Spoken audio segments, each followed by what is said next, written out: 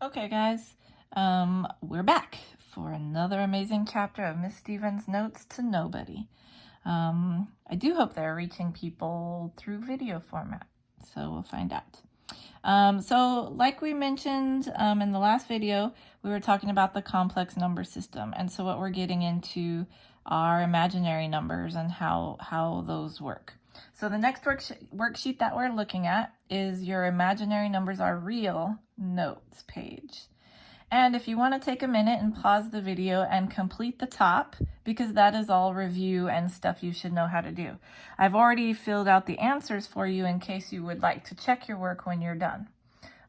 Or you can just be lazy and copy everything I did, but I would really think it's a good idea to go back and do those yourself, because that's what we're going to do here in a minute.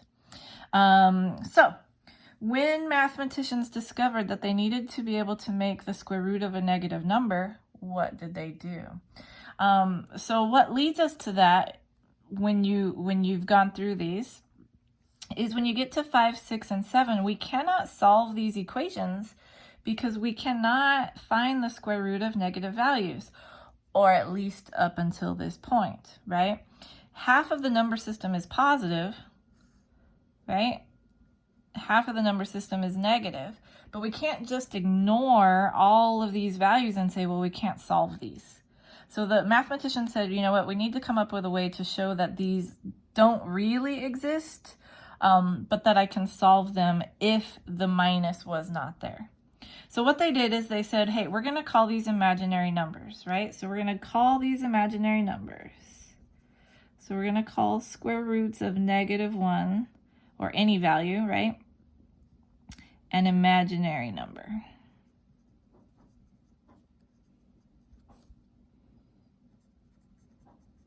Right, and we're going to put value there. Oops, sorry. So we're going to call the square root of a negative value, right, an imaginary value. So we're going to call this I, right? So imaginary value, and we're going to call it I. And when I write I put a little tail on them, kind of like the cursive in the tables and stuff, just so that it stands out and it doesn't get confused with a 1. Because sometimes you lose the dot up top and whatnot. So the definition of I is the square root of -1, right? And so we're going to use that information to complete the table below and look for patterns. So I to the 0 power, well, we know anything to the 0 power is 1. So expanded form means there's nothing there. The factors of -1 or 1 and I, right? I'm not going to worry about that either, but we know simplified form is going to be 1, because essentially anything to the 0 power is 1. Now, I to the 1st power, expanded form, that's just one of them, right? Factors of -1 or 1 and I, so this is just I, right? And to simplify it, it is just I. There's nothing else we can really do with it, so we're just going to call that I.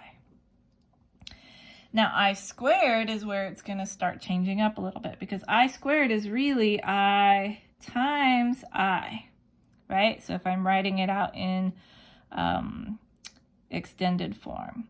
And this is where we actually want to start looking that this is really the square root of -1 squared, right? I squared is really the square root of -1 squared. In fact, let's go ahead and put I equals the square root of -1 up there so that we can show nothing's happening. But here, what happens? Well, the square and the square root cancel out. We've been doing that most of the year, right? And so what are we left with? -1. And so my simplified form is actually -1. I cubed was going to be something a little similar. So we're going to say this is I times I times I.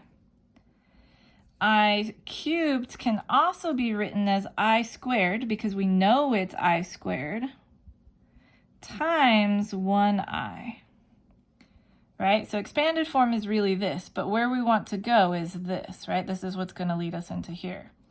So I squared, right, is -1. We know that from the line before.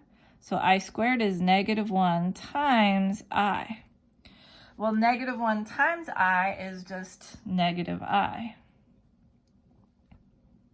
Make sense? I hope. So we're going to keep going. Again, pause at any time so when you need to keep up or anything like that. I to the 4th is going to be I times I times I times I, right? Which can also be written as I squared times I squared, if you agree with me on that, right? I could also write it as I cubed times I, but I'm trying to keep it easy here. And if you remember, I squared was -1. So if I'm able to write it as I squared is -1, then this is really going to become -1 times -1. Well, -1 times -1 is just 1, right? How are we doing? Can we see? Okay. I to the 5th power, I times I times I times I times I. We're going to stop writing that part out in a minute. But how could I rewrite this? Using what we know already. Well, notice I to the 4th was just 1. So can't we say I to the 4th times I? Right? Wouldn't that be good? I to the 4th being 1 and I being I. So 1 times I is just I. So that's what we're going to do. I'm going to stop writing them out like this, and I'm going to start writing them more like this using the values that I know.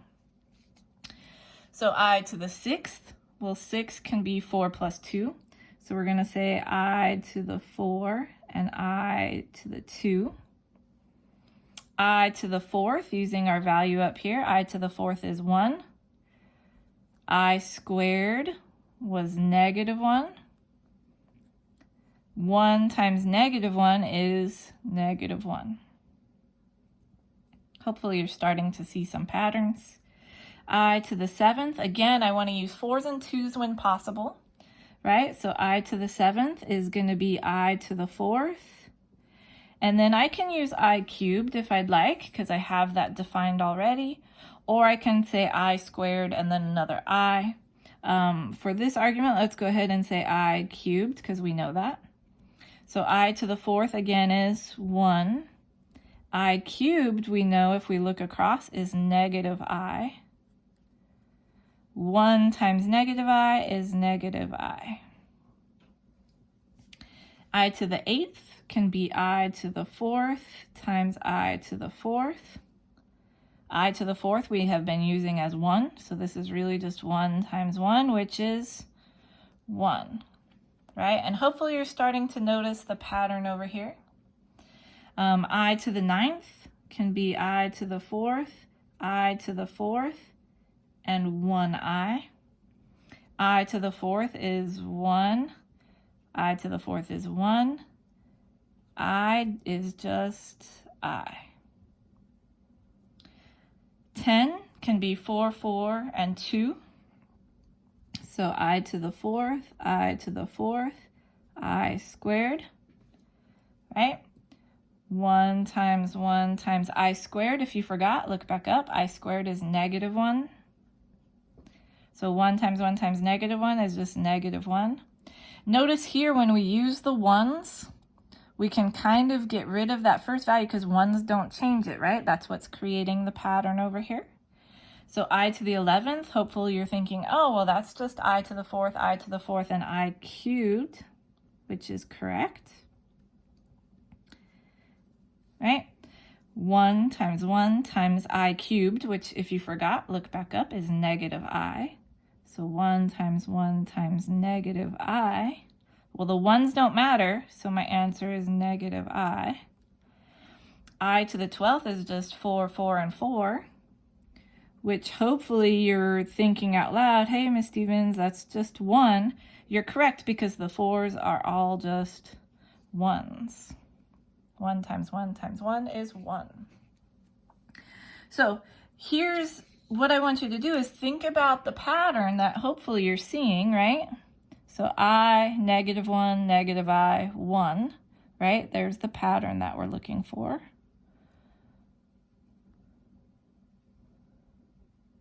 Right? I, -1, -I1. I, -1, -I1. I, -1, -I1. So how can we use this pattern then to determine what bigger values are? So if we have something like I to the 34th, what could I do in order to figure out what that would simplify to be? Because notice all of the values simplify to be either 1, I, -1, or -I, right? So go through and see if you can figure a way. I'll give you a second. Okay, so hopefully you paused and you came back. I to the 34th. Well, basically what we're trying to do is figure out, well, how many 4s can I divide this into, and then what would be left over, right? So I can write 8 I to the 4ths, essentially. Now this is not proper math. This is me notating. I would have 8 I to the 4ths. But then I would have another I squared, right? So the I to the 4ths would go away. That's 32, 33, 34, right? Would mean that it's -1 because I squared is really just -1. Another way you can look at it is to say, well, how many times does 4 go into 21? Right? Because I want to divide out the pattern of 4. So 4 goes into 21 5 times. I don't really care about the 5. I didn't really care about the 8. All I cared about were those were the I to the 4th. What was important to me was how many left over. So 5 times 4 is 20, leaving me 1 left over. So that means my answer here would be I to the 1st power, which is just I. Right? Same thing if I'm doing 47. You choose how you'd like to think about it. You can think about that as 11 groups of 4 with 3 left over. That would get me to the 47. You can divide it if you thought that was easy, right? It's basically doing the same thing, just not in your head. 11 takes us to the 44, right? With 3 left over. So this is really just I cubed. So now I have to remember, well, is I cubed, right? Is that 1, -1, -I, or 1? And that's just something you're going to have to learn, right? I cubed is -1 if you look up here, right? So -I. I think I was pointing to the wrong one. And then 52, right? How many times does 4 go into 52? And that goes 13 times, right? So again, you can divide it. 4 goes into 52. You can do that in your head, right? That would be the 40, and then 3 more would put the 12, right? So that's 52, which leaves me no remainder, which would be I to the 0. I to the 0 is 1, right? Okay, so hopefully that made sense, the pattern. That's the end of that first page. Let's go ahead and switch over to the back, right? On the back of this page, right, it leads us to graphing a little bit. So it says the pattern above repeats after each group of 4 powers. You can also see this if you graph the powers of I on a complex plane. So the first thing you need to realize about a complex plane is that this is your real number. So instead of being an x-axis, this is our real number axis, and this number becomes our imaginary axis. We'll graph more on the next worksheet, but for now we're just going to kind of take a look. So if you remember, anything to the 0 power was 1. I is just I squared was -1. That means I cubed is -I, and then I to the 4th was just I squared times I squared, which put us back at 1. And so what it wants to point out is that, well, notice I to the 0 is 1.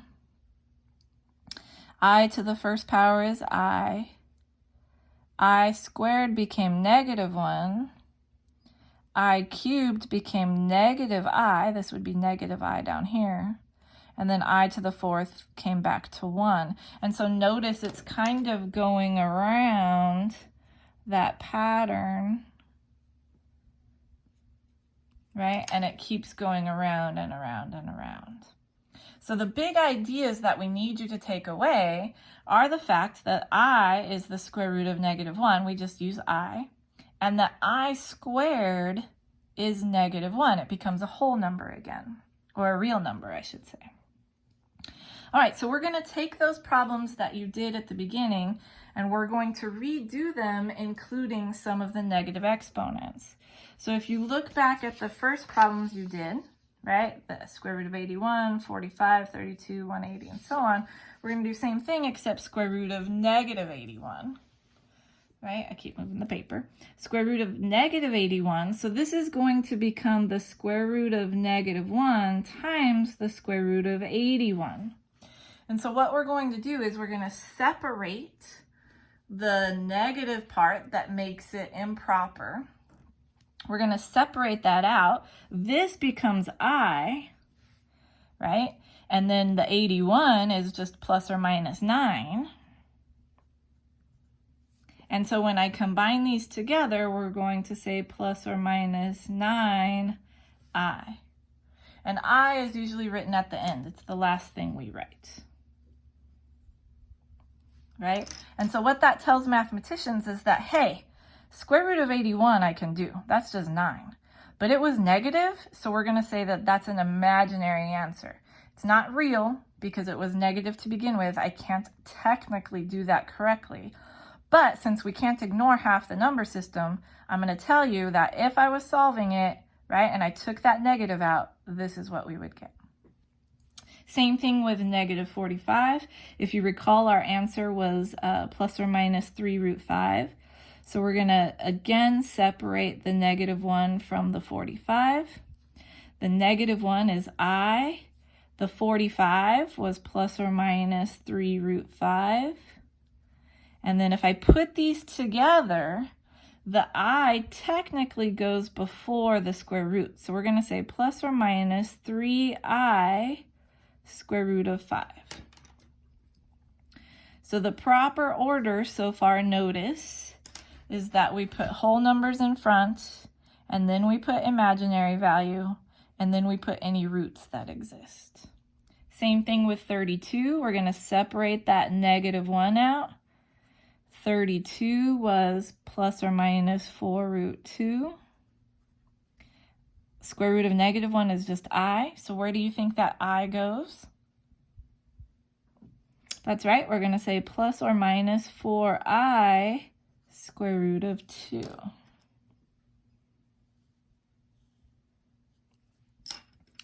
-180 now, again, is going to become square root of -1 and the square root of 180. Square root of 180 we did already. That was plus or minus 6 root 5. Square root of -1 is I. That's the part that makes it imaginary. And then, oops, sorry. I wish you guys could talk to me and say, we can't see it, Miss Stevens, I missed that. And so if we're writing this out, right, we would again say plus or minus 6i square root of 5.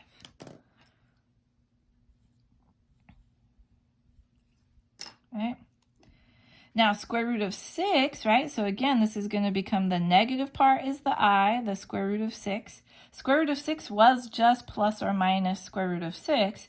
This is the I. So we're going to put the I in front still. The I goes before a root. So we're going to say plus or minus I square root of 6. And again, what that tells the mathematician is that, hey, square root of 6 was my answer, but it was imaginary because there was a negative inside. All right, so let's kind of finish this up here. We're going to take those 3 problems that we could not solve at the beginning of the worksheet, and we're going to actually solve these now that we know we can. So x squared equals square root of 16, right? Square root both sides. So we're going to get x equals the square root of negative, right? We're going to say -1 times the square root of 16. Square root of 16 is just plus or minus 4. This is going to be I, so when we write our answer, we're going to say plus or minus 4I. And so now we can say we can do this problem. Again, the negative is just saying it's imaginary. I'm ignoring that when I write the answer out. Right? Same thing here. I'm going to square root both sides. Right? This is going to become x equals square root of 4. Right? Hopefully, I'm going to start to skip a couple steps here, but hopefully we know this is going to be I times the square root of 4, which the square root of 4 was plus or minus 2. So when I write my answer, we're going to say plus or minus 2I.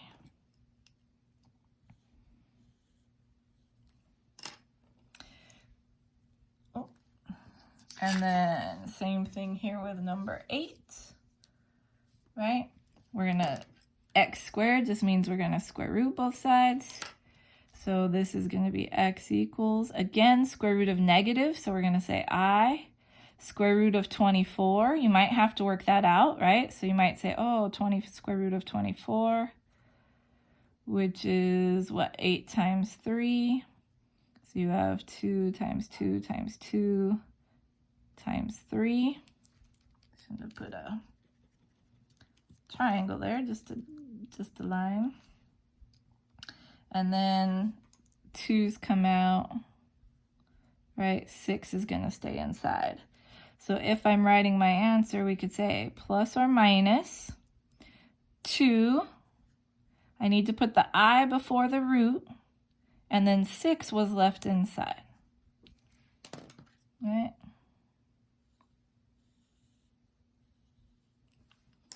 Hopefully this is making sense. So now, if you'd like, good suggestion, go ahead and pause the video, try the next 3 on your own, and then come back and follow along and make sure you have the right answer. Otherwise, we're going to keep going and solve these last 3 problems, and we'll be set for today. So first steps when I'm solving equations, hopefully you remember, first thing I want to do is get rid of anything that's not x squared. So I'm going to subtract 40 from both sides. Right? So we're going to get x squared equals what? Let's see, 30, 25, so negative 25. So x squared, how do I get just x? I'm going to square root both sides. But then normally we would have to stop, right? Oh, I can't square root of negative, but now we can. The square root and the square are going to cancel out, leaving me just x. The square root of negative 25, remember, is going to be I times the square root of 25. Square root of 25 is plus or minus 5. So when I write my answer properly, we're going to say plus or minus 5i. So not too bad. Same thing over here. It's got a couple more things to do. First thing I want to do, notice where the x squared's at. So I want to get rid of this 6 first. So I'm going to subtract 6, right? I'm subtracting 6 because the 6 is positive, right? The negative is with the 1/2. So the 6 is positive, so I'm going to subtract 6. That's going to move that out of the way. This is going to leave me negative 1/2 x squared. 24 minus 6 is 18. I don't want to square root yet because I have this negative 1/2, so I want to get rid of that. So I'm going to multiply, because when I have fractions, the multiplying by the reciprocal is the easiest way to get rid of that.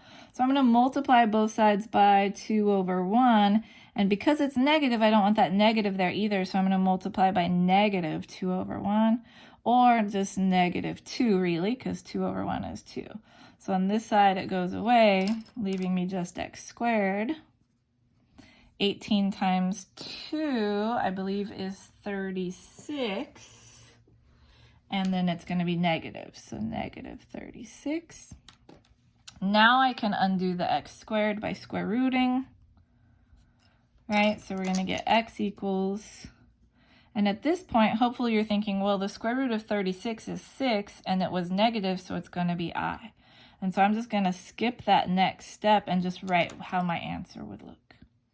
If you need to write that out still, feel free. But that's what's happening.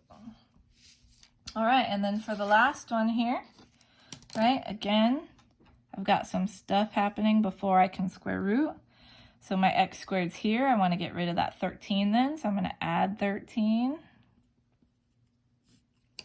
So that's going to leave me negative 3x squared equals, what's that, 36.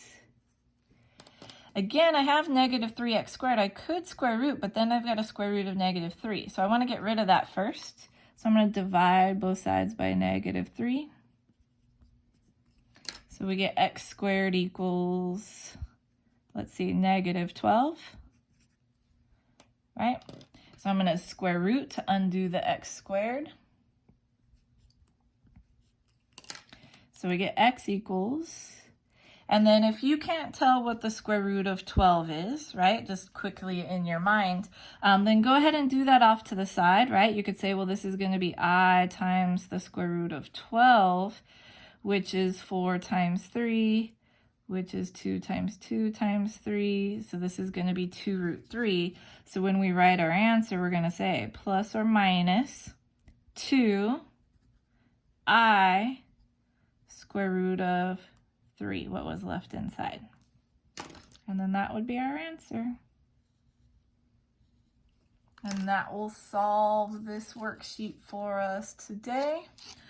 Just to read at the bottom, right? Imaginary numbers are not some wild invention. They are the deep and natural result of extending our number system. We can't just ignore half of the numbers in the world, right? Imaginary numbers are all about the discovery of numbers existing not in one dimension along the number line, but in full two-dimensional space, which is what this graph is here, right? Accepting this not only gives us more rich and complete mathematics, but also unlocks a ridiculous amount of very real, very tangible problems in science and engineering. So you might think, well, imaginary numbers, why do I need to know those? That's why right there. So that does it for this one. You should be able to complete the homework assignment that follows this, which is the big ideas. And there's some problems here to solve out. And then I think next week I'll go ahead and post the next worksheet, and we'll deal with factoring also. So have a great one, you guys. I hope to talk to you soon. Bye.